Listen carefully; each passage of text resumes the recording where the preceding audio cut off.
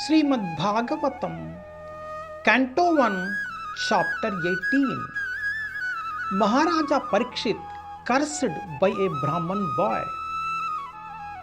ब्राह्मण बालक द्वारा महाराजा परीक्षित को शाप. పరీక్షణ్ మహారాజునకు బ్రాహ్మణ బాలుని శాపము. టెస్ట్ 20 ఏతావతాలం నను సూచితేన గుణై ఆస్యమ్య అనాతిశేనస్య హిత్వా ఇతరన్ ప్రార్థయత్ విభూతి యస్య అగ్నిరేణుం జశతే అనుభిష్పో. It is now ascertained that He, the personality of Godhead, is unlimited and there is none equal to Him. Consequently, no one can speak of Him adequately. Great demigods cannot obtain the favor of the goddess of fortune, even by prayers. But this very goddess renders service unto the Lord, although He is unwilling to have such service.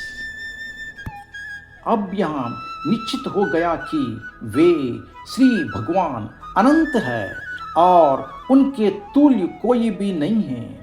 फलस्वरूप उनके विषय में कोई भी पर्याप्त रूप से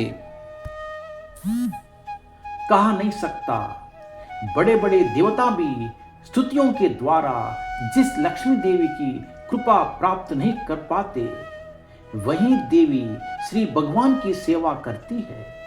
यद्यपि श्री भगवान ऐसे सेवा के लिए अनिच्छुक रहते हैं. పూర్ణ పురుషోత్తముడగు భగవానుడు అనంతుడనియు సాటి లేని వాడనియు ఇప్పుడు ధృవపరపబడినది. ఆ కారణమున అతన్ని గూర్చి ఎవ్వరును సమగ్రంగా వర్ణింపజాలరు. గొప్ప దేవతలు కూడా ప్రార్థనల చేతనను లక్ష్మీదేవి అనుగ్రహమును పొందజాలరు. కానీ ఆమెయే తాను నరించు సేవయడ ఆ దేవదేవుడు అసమ్మతుడు అయినప్పటికీ అతనికి సేవ నునర్చుచున్నది. ప్రభుపాద్ కీ జై. హరే కృష్ణ.